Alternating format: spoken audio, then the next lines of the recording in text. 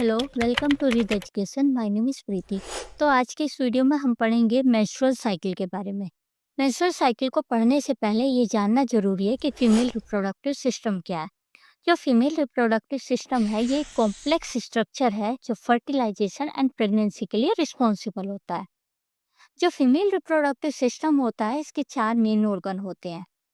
Ovaries, जहाँ पर ओवा डेवलप एंड रिलीज होता है। फैलोपियन ट्यूब या फिर यूटेराइन ट्यूब भी बोलते हैं, जिसको हम ये ओवेरी को यूट्रस से कनेक्ट करती है एंड फर्टिलाइजेशन यहीं पर होता है। स्थमस, एम्पुला एंड इनफेंडिबुलम इसी का पार्ट है।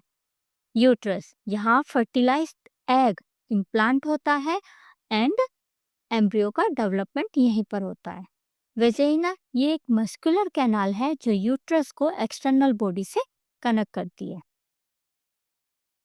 जो यूट्रस होती है वो मेजरली 3 लेयर की बनी होती है।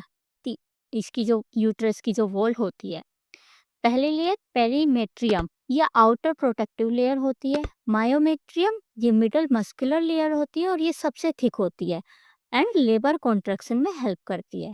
थर्ड एंडोमेट्रियम, ये सबसे अंदर की लेयर होती है जिसमें मेंस्ट्रुअल साइकिल के दौरान थिकनिंग एंड डीजेनरेशन होता है। तो जो ये मेंस्ट्रुअल साइकिल है, ये ओवरी एंड एंडोमेट्रियम में होने वाला रेगुलर चेंज है जिसकी वजह से रिप्रोडक्शन पॉसिबल होता है। तो एंडोमेट्रियम जो है नीली 2 लेयर का बना हुआ है, functional layer and basal layer.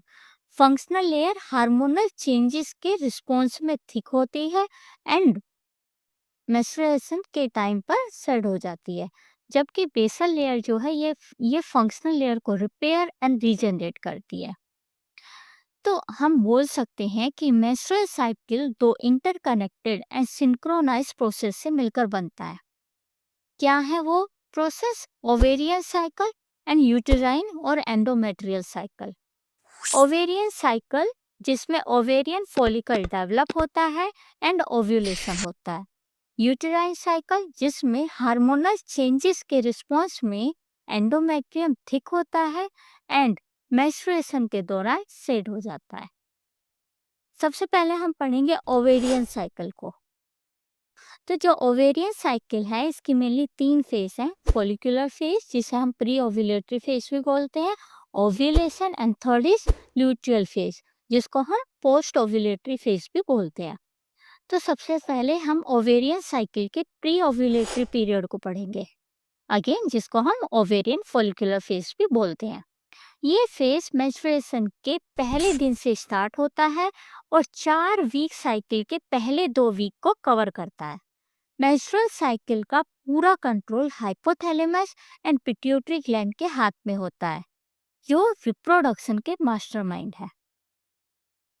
इसमें क्या होता है, इसमें hypothalamus gonadotropin releasing hormone release करता है और ये हार्मोन एंटीरियर पिट्यूटरी ग्लैंड को सिग्नल देता है कि वो follicle stimulating hormone and utilising hormone को रिलीज करे।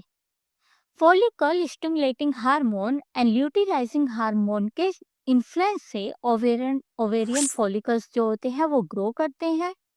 और ये जो ओवेरियन फॉलिकल्स होते हैं, ये 2 टाइप की सेल्स से मिलकर बने होते हैं, theca cells and granulosa cells. जो थिकर सेल्स होती हैं, इसमें एलएच रिसेप्टर से डेवलप होते हैं, जबकि जो ग्रेन्युलोसा सेल्स होती हैं, इसमें एफएसएच रिसेप्टर से डेवलप होते हैं।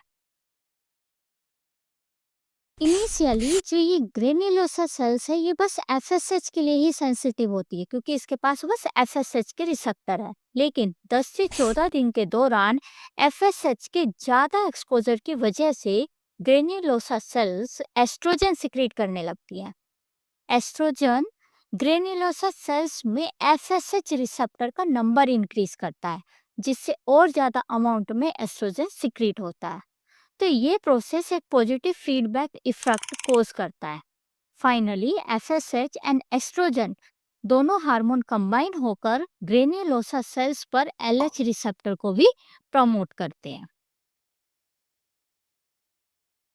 तो प्री ओव्यूलेटरी पीरियड के बाद अब हम पढ़ेंगे ओव्यूलेशन।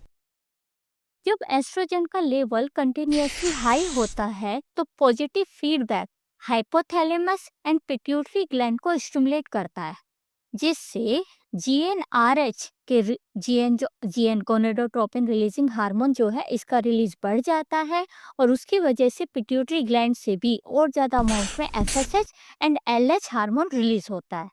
और क्या होता है, एक टाइम पर एलएच हार्मोन का जो लेवल है वो सर्ज कर जाता है, और एलएच सर्ज की वजह से फॉलिकल जो है वो उसके रप्चर को ट्रिगर मिलता है, जिससे oocyte ओवरी से बाहर रिलीज हो जाता है। तो ओव्यूलेशन किस वजह से हो रहा है? ओव्यूलेशन यूजुअली एलएच सर्ज की वजह से होता है, और ये एलएच सर्ज के 24 से 36 घंटे के बाद होता है। ओव्यूलेशन के बाद अब हम जानेंगे luteal phase of ovarian cycle. तो ओव्यूलेशन के बाद फॉलिकल का बचा हुआ हिस्सा एक नया स्ट्रक्चर बनाता है, जिसे हम कॉर्पस ल्यूटियम कहते हैं।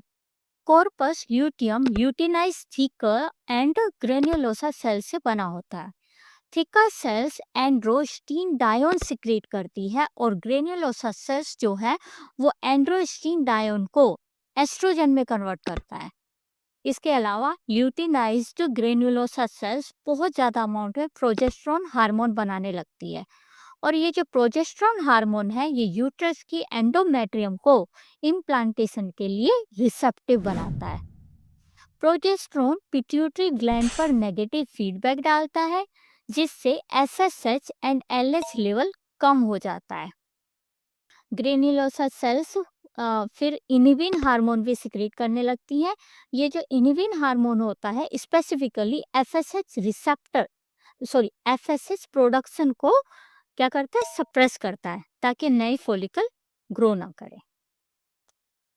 तो ये अब तक जो हमने पढ़ा है ये कौन सी साइकिल पढ़ी है हमने? Ovarian cycle. अब ओवेरियन साइकिल के बाद हम पढ़ेंगे यूटेराइन साइकिल, जिसको हम एंडोमेट्रियल साइकिल भी कहते हैं। तो ये जो यूटेराइन साइकिल होती है ये यूट्रस के एंडोमेट्रियम में होती है। यूटेराइन साइकिल की भी 3 ही फेज है। प्रोलिफरेटिव फेज जिसको जो कि प्री ओव्यूलेटरी या फिर एस्ट्रोजन फेज भी कहलाती है। सेकंड सिक्रेटरी फेज जिसको हम पोस्ट ओव्यूलेटरी या प्रोजेस्टेशन फेज भी बोलते हैं, एंड थर्ड मेंस्ट्रुअल फेज। तो पहले जानेंगे प्रोलिफरेटिव फेज में क्या होता है। प्रोलिफरेटिव फेज मेंस्ट्रुएशन के बाद शुरू होता है, और एस्ट्रोजन लेवल इसमें बढ़ने लगता है। High estrogen level endometrial lining को थिक करने लगता है। एंडोमेट्रियल ग्लैंड्स जो है वो ग्रो करती हैं, और स्पाइरल आर्टरीज बेसल लेयर से इमर्ज करती हैं, जो फंक्शनल एंडोमेट्रियम को नरिशमेंट देती हैं। इसके अलावा एस्ट्रोजन सर्वाइकल म्यूकस को थिन और स्ट्रेची बनाता है, जिससे स्पर्म की एंट्री आसान हो जाती है।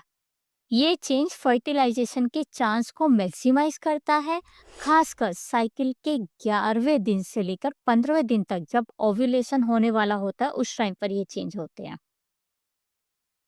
नेक्स्ट आती है सिक्रीटरी फेज, जिसको हम प्रोजेस्टेशन फेज भी बोलते हैं।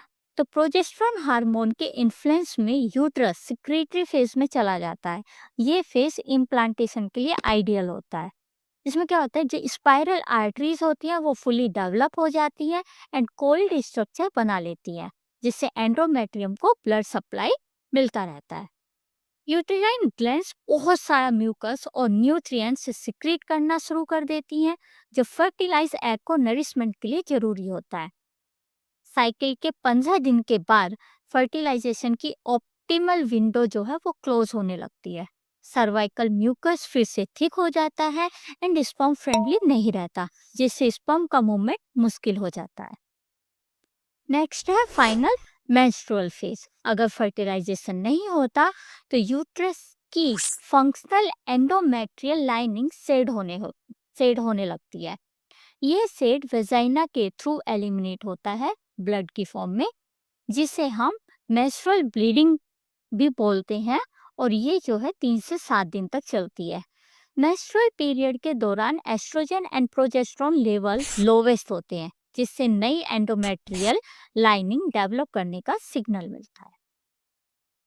तो पीरियड के स्टार्ट होने एंड परमानेंटली स्टॉप होने के लिए कुछ स्पेसिफिक टर्म होती है, जैसे कि मेनार्की, यानी पहला मेंस्ट्रुअल पीरियड आमतौर पर प्यूबर्टी के दौरान जो है अर्ली एडोलिसेंस में आता है ये मेनार्की। इसके बाद menstrual cycle every month repeat होती है एंड तब तक चलती है जब तक मेनोपॉज मेनोपॉज नहीं होता। मेनोपॉज क्या होता है? ये तब होता है जब ओवरीज की फंक्शनिंग है वो डिक्लाइन होने लगती है और पीरियड परमानेंटली बंद हो जाते हैं। एक एवरेज मेंस्ट्रुअल साइकिल 20 से 35 दिन तक का हो सकता है, लेकिन ज़्यादातर ये 28 दिन का होता है। तो चलिए क्विक रिकैप कर लेते हैं। मेंस्ट्रुअल साइकिल दो इंटरकनेक्टेड साइकिल से मिलकर बना होता है। कौन कौन सी है वो interconnected cycle? Ovarian cycle and uterine, जिसको हम एंडोमेट्रियल साइकिल भी कहते हैं। ओवेरियन साइकिल में 3 फेज है हमारी, follicular phase, ovulation, luteal phase. Follicular phase जो है वो डे 1 से डे 14 तक होती है। इसमें गोनेडोट्रोपिन रिलीजिंग हार्मोन पिट्यूटरी को FSH and LH hormone release करने के लिए स्टिमुलेट करता है and follicle stimulating and utilising hormone जो है वो फॉलिकल्स को मैच्योर करते हैं। ओव्यूलेशन डे 14 पर होता है। एलएच सर्ज की वजह से oocyte जो है वो ओवरी से रिलीज हो जाता है। लूटियल फेज ये डे 15 से 28 डे के बीच में होता है। इसमें कॉर्पस ल्यूटियम जो होता है वो प्रोजेस्टेरॉन एंड एस्ट्रोजन रिलीज करता है। अगर फर्टिलाइजेशन नहीं होता तो ये डीजेनरेट हो जाता है और मेंस्ट्रुएशन स्टार्ट हो जाता है। Next uterine cycle, again menstrual phase जो कि डे 1 से 5 के बीच में होती है। इसमें एंडोमेट्रियल लेयर जो होती है वो शेड होने लगती है ब्लड की फॉर्म में। प्रोलिफरेटिव फेज जो कि डे 6 से 14 के बीच में होता है। इसमें एस्ट्रोजन जो है वो एंडोमेट्रियम रीग्रो करता है, यूट्रस प्रेगनेंसी के लिए प्रिपेयर होता है। सिक्रेटरी फेज 15 से 28 डे के बीच में होता है। इसमें प्रोजेस्टेरॉन जो है वो एंडोमेट्रियम को थिक बनाता है। अगर प्रेगनेंसी नहीं होती है तो प्रोजेस्टेरॉन का लेवल डाउन हो जाता है और मेंस्ट्रुएशन स्टार्ट हो जाता है। Thank you.